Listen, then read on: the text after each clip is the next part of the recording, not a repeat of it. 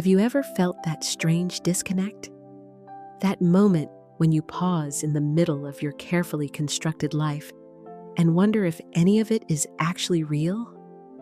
Not in the philosophical sense of existence, but in the quiet, unsettling way that makes you question if the values you hold, the dreams you chase, and the fears that keep you awake at night are truly yours.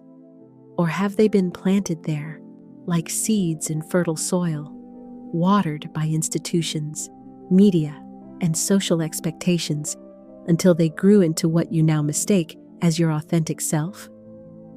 This isn't paranoia. It's perhaps the most important question of our modern existence. The line between who we truly are and who we've been conditioned to become has never been more blurred, more dangerously indistinguishable. And in that blurring lies both our collective suffering and perhaps our salvation. We live in prisons we cannot see. From the moment of birth, invisible hands begin molding our perception of reality. Parents who project their unfulfilled dreams, education systems designed not to liberate minds but to produce functional workers, media that frames our understanding of what constitutes success, beauty, and worthiness. These forces don't announce themselves as manipulators. They arrive as helpers, guides, as the natural order of things. The most insidious aspect of this manipulation isn't that it happens, but that we've been conditioned to deny its existence. We defend our consumer choices as expressions of individuality, while algorithms predict with frightening accuracy what we'll purchase next. We believe our political opinions are the product of careful thought rather than emotional reactions to carefully crafted narratives. We insist our life goals reflect our deepest values when they often mirror exactly what advertising has told us to want since childhood. Consider how effortlessly we adopt the language of the systems that contain us. We describe ourselves as productive or efficient, industrial terms meant for machines, not human souls. We speak of investing in relationships, of value propositions in our personal choices. The marketplace has colonized not just our actions, but our very vocabulary for understanding what it means to be alive. The manipulation begins with attention, what you're taught to notice and what you're trained to overlook. Notice how news cycles direct your outrage towards certain injustices while rendering others invisible. Notice how social media platforms engineer emotional responses through carefully calibrated dopamine triggers. Your attention is the most valuable commodity of our age, and powerful forces compete relentlessly to capture and direct it. What makes this system so perfect is that it creates the illusion of freedom while constraining the imagination.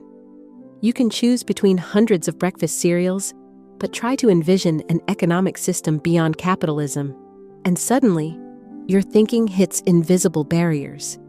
You're free to choose between pre-approved options within a narrowly defined spectrum that never threatens the underlying power structures.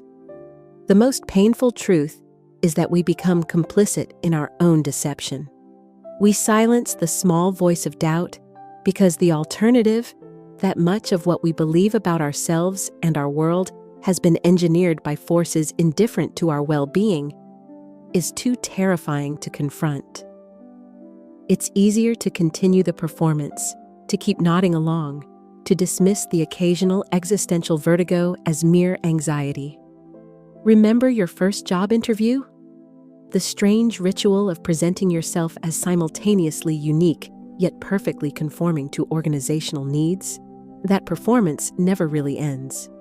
We learn to curate ourselves, to filter our authentic reactions, to present versions of ourselves that will be acceptable to the marketplace of social approval. Over time, the mask grows attached to the skin until we can no longer distinguish between them. What you perceive as reality is more accurately described as consensus hallucination, a set of shared assumptions, narratives, and values that enough people agree upon to create the illusion of objective truth. This doesn't make it meaningless, but it should make you question how much of what you consider just the way things are is actually the product of historical accidents, power dynamics, and deliberate manipulation. The tragedy isn't that we're manipulated, it's that we've forgotten how to recognize the manipulation. Like fish unaware of water, we swim through currents of influence, mistaking their push and pull for our own desires. The first step toward freedom isn't resistance, but recognition, developing the capacity to see the invisible frameworks that shape your perception of what's possible, desirable, and real. Identity, that sacred core of who you believe yourself to be, has become perhaps the most profitable resource of the 21st century. Industries don't just sell products anymore. They sell self-concepts, belonging, and the promise of becoming. The genius of modern marketing isn't convincing you to buy things. It's convincing you that purchasing is a form of self-expression, that consumption is a pathway to authenticity. Notice how rebellion itself has been commodified. Every countercultural impulse, every gesture of resistance is quickly absorbed, repackaged, and sold back to you. The anti-establishment t-shirt mass-produced in overseas factories. The revolutionary music distributed by multinational corporations.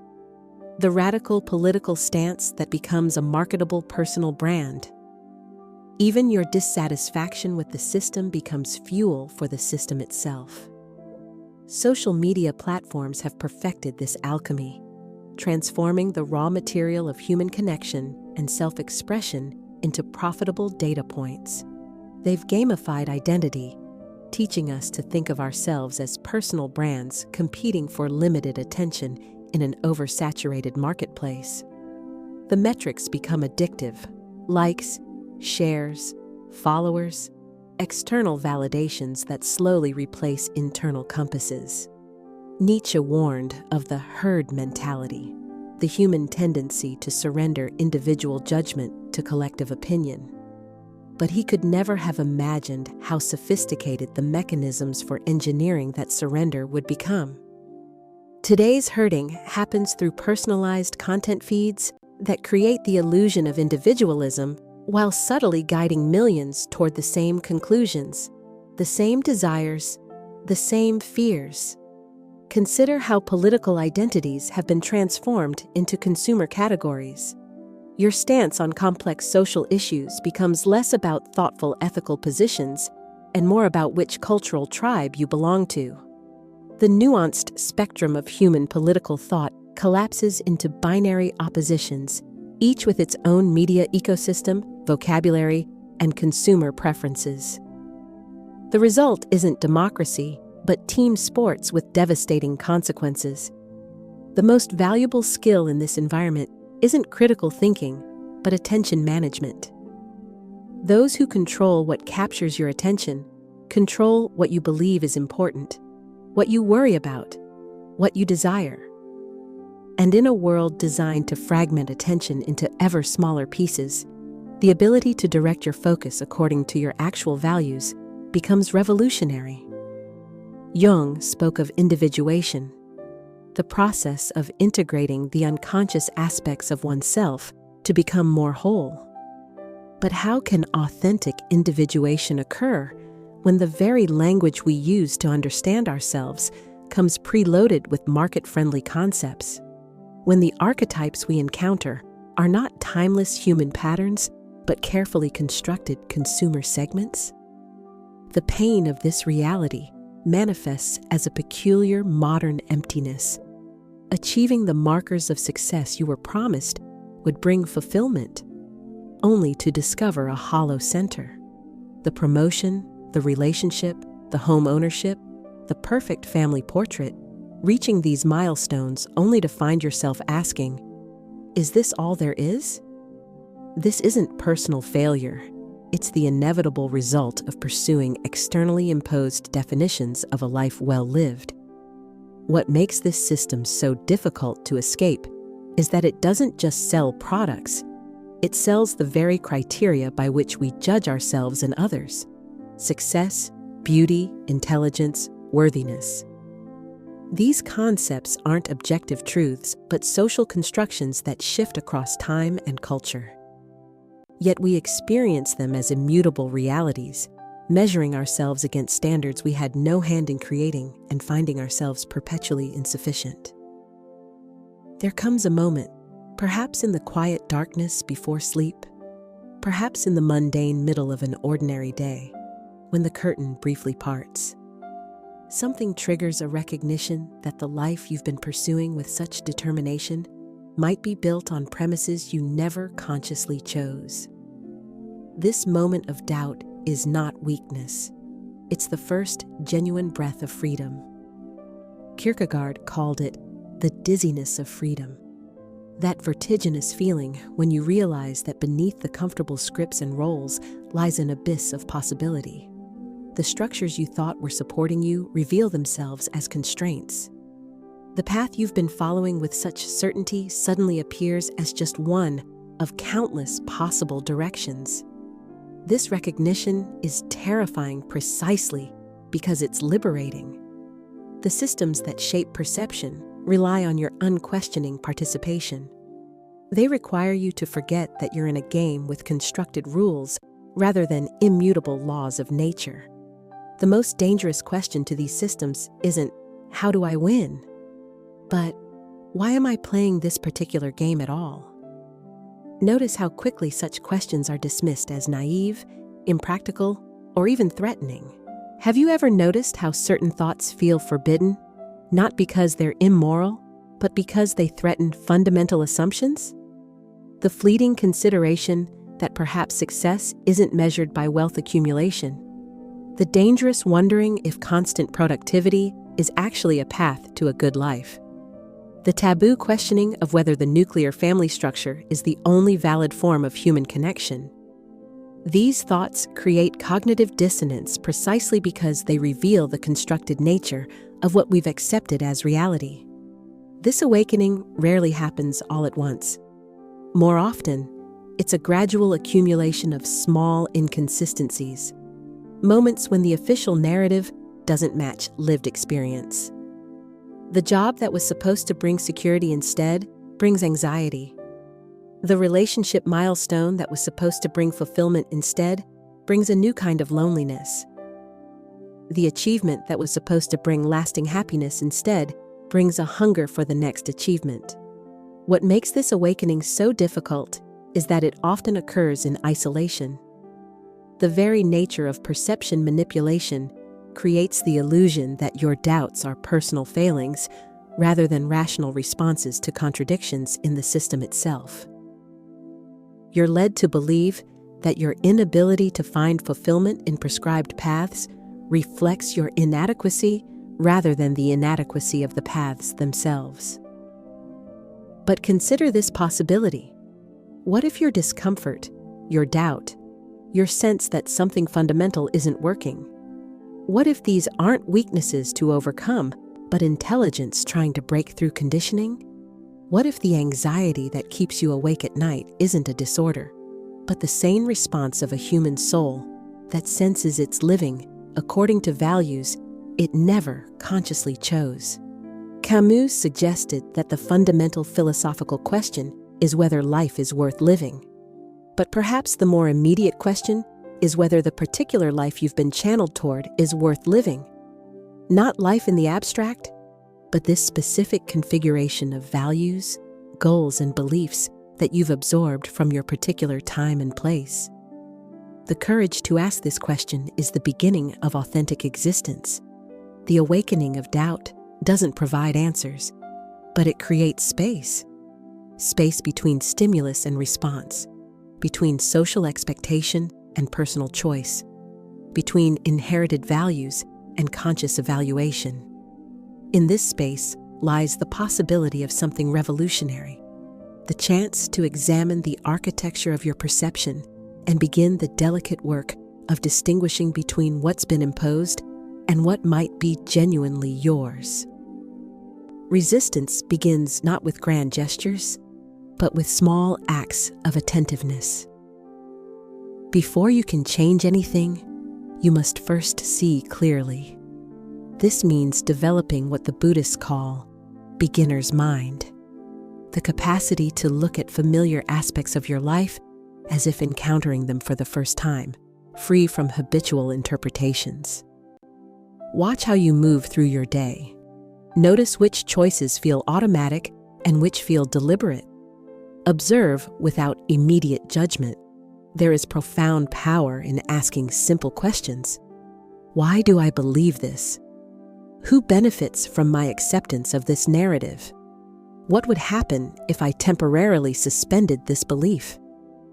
These aren't abstract philosophical exercises, but practical tools for loosening the grip of unexamined assumptions. The goal isn't to reject everything, but to transform unconscious inheritance into conscious choice. Frankl, who found meaning in the concentration camps, understood that between stimulus and response lies a space, and in that space lies our freedom. The manipulation of perception works by collapsing this space, creating automatic associations between stimuli and responses, between problems and pre-approved solutions. Expanding this space, even slightly, is an act of liberation. Consider the radical potential of attention itself. In a world designed to capture and monetize your focus, choosing where to direct your attention becomes a political act. Deciding which voices to amplify, which ideas to engage with, which sources of information to trust. These seemingly small choices collectively shape the reality you inhabit. The marketplace of ideas responds to demand like any other market. The most effective resistance often doesn't announce itself as resistance at all. It looks like the person who quietly opts out of status competitions they never consciously entered. It looks like the family that decides their home isn't primarily an investment vehicle, but a place to live fully. It looks like the worker who refuses to make career the centerpiece of identity. These choices aren't dramatic renunciations, but subtle recalibrations of value. There's a particular kind of courage required to question not just external authorities, but your own certainties, to hold even your most cherished beliefs lightly enough that they can evolve as you gain new information and experiences. This isn't relativism, it's intellectual humility, the recognition that perception is always partial, always situated within particular horizons that both reveal and conceal. The systems that shape perception maintain power partly through isolation, convincing each person that their doubts and discomforts are individual failings rather than shared responses to structural contradictions. This is why authentic connection with others becomes revolutionary.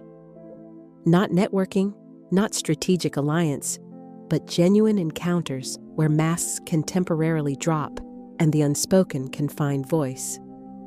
Notice how certain emotions are structurally discouraged, not through explicit prohibition, but through subtle social penalties. Expressions of grief in a culture obsessed with positivity. Acknowledgement of limitation in a mythology of unlimited potential. Contentment with enough in an economy requiring constant growth. Allowing yourself to fully experience these discouraged emotions creates cracks in the perceptual framework you've inherited. The quiet resistance isn't about achieving some perfect state of authenticity or complete freedom from social influence. Such goals are themselves illusions. It's about developing a more conscious relationship with the inevitable forces that shape perception. It's about creating enough inner space to ask, given that I will always be influenced by my environment, which influences will I consciously invite, and which will I mindfully limit? Authentic perception doesn't mean discovering some pure, untouched self beneath layers of social conditioning. There is no such self waiting to be uncovered. We are inherently relational beings, formed through countless interactions, influences, and inheritances. Authenticity isn't about escaping influence, but about transforming your relationship to it, moving from unconscious absorption to conscious engagement. The journey toward more authentic perception paradoxically begins with acceptance, recognizing how thoroughly your mind has been shaped by forces beyond your control.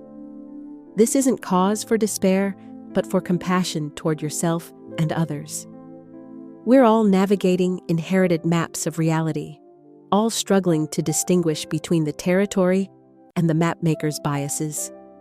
This shared vulnerability is the foundation for genuine connection. Consider how language itself shapes what you're able to perceive. The concepts available in your particular linguistic tradition make certain aspects of reality immediately accessible, while rendering others nearly invisible. Learning to sit with experiences before rushing to categorize them. Developing comfort with the ineffable aspects of being. These practices expand perceptual possibilities beyond inherited vocabularies. There's a profound difference between rejecting social influence entirely and developing the capacity to engage with it selectively. The goal isn't isolation, but discernment, cultivating sensitivity to which external voices nourish your deepest values, and which voices, however well-intentioned, lead you away from yourself. This discernment isn't achieved once, but practiced daily in countless small choices. The reclamation of perception requires periods of deliberate disengagement from consensus reality. This might mean media fasts, technology sabbaticals, or simply regular intervals of silence. These aren't escapes, but necessary clearings. Opportunities for the mind to settle enough that you can distinguish between the constant commentary about experience and the direct experience itself. Pay attention to the body, that ground of knowing that precedes and often contradicts intellectual understanding. Notice the subtle sensations of contraction when you're moving away from your truth, the almost imperceptible expansion when moving toward it. The body keeps score of authenticity in ways the socialized mind often cannot. Its wisdom, while not infallible, offers a necessary counterbalance to purely conceptual thinking. The capacity for authentic perception grows through practice, specifically through practicing ways of seeing that run counter to habitual patterns. This might mean deliberately seeking perspectives that challenge your assumptions, engaging sincerely with worldviews that initially seem foreign or even threatening. Not to adopt them uncritically, but to recognize the contingency of your own position, to understand that your particular vantage point both reveals and conceals. There's a particular quality of attention that nurtures authentic perception, not the sharp, acquisitive focus valued in productivity cultures, but a softer, more receptive awareness that allows reality to disclose itself on its own terms. This quality has been recognized across contemplative traditions, whether called mindfulness, presence, or simply clear seeing. It involves temporarily suspending the categorizing, problem-solving mind to allow direct encounter. The reclamation of perception isn't a destination, but an ongoing practice, a commitment to remaining awake in a world designed to lull you into comfortable sleep. There will always be new forms of manipulation, more sophisticated methods of influence. The question isn't whether you can escape these entirely, but whether you can develop sufficient inner freedom to engage with them consciously rather than being unconsciously defined by them. In the end, perhaps the most radical act is simply this: to pause in the midst of certainty, to question what you've been taught, is unquestionable. To consider that the boundaries of your perception might be more permeable than you've been led to believe. This isn't about arriving at some perfect understanding or achieving complete autonomy. Such goals themselves reflect the very thinking patterns we're learning to recognize. It's about cultivating a particular kind of relationship with reality, one characterized by curiosity rather than conquest, by openness rather than certainty, by the courage to not know. The systems that shape perception maintain their power partly through urgency, the constant sense that there isn't time to pause, to question, to reconsider fundamental assumptions. But perhaps true urgency lies precisely in creating such time, in recognizing that how you perceive reality ultimately determines what kind of reality you help create. In a world facing existential challenges, we need not just new solutions, but new ways of seeing, perceptions not constrained by the very paradigms that created our current predicaments. This expanded seeing begins not with grand revolutions, but with the quiet, persistent questioning of a single mind that refuses to outsource its perception. Your mind, awake to its own conditioning, committed to the lifelong practice of seeing clearly, choosing consciously, and remaining open to the mystery that exceeds all our frameworks for understanding. In that practice lies not just personal liberation, but the possibility of contributing to a world where reality isn't something imposed from above, but something we continuously and collaboratively create. As the light fades and these words settle into the quiet spaces of your mind, remember this: in a world that profits from your self-doubt, your confusion, and your disconnection from your own truth, the simple act of questioning becomes a sacred rebellion. Your moments of discomfort, those times when something doesn't quite feel right, but you can't articulate why, are not weaknesses to overcome, but whispers of your deeper wisdom trying to break through. Perhaps we are not meant to arrive at some perfect understanding, some immutable truth that makes everything clear. Perhaps the journey itself, this messy, beautiful struggle to see through the fog of manipulation, is what gives our lives their deepest meaning. In your questioning, in your doubt, in your refusal to accept the reality handed to you, you are not alone. Across time and space, countless others are awakening to the same recognition, feeling their way toward a more authentic existence. And in that shared awakening lies our greatest hope, not just for individual liberation, but for the creation of a world where reality serves life rather than profit, connection rather than control, love rather than fear. The path begins with a single question, asked with courage and humility. What if everything I think I know deserves to be reconsidered? What then becomes possible? If something in this exploration resonated with you, touched a truth you felt but perhaps never articulated, I invite you to share your own experience in the comments below. How have you noticed your perception being shaped? What moments of awakening have you experienced? This isn't just content to consume, it's a conversation we need to have together. And if you want to continue this journey of questioning, of looking beneath the surface of our shared reality, subscribe to this channel. Each week, we'll venture deeper into the territories that conventional wisdom leaves unexplored. Thank you for giving your most precious resource your attention to these reflections. In a world designed to fragment and monetize your focus, choosing where to direct it is perhaps your greatest power.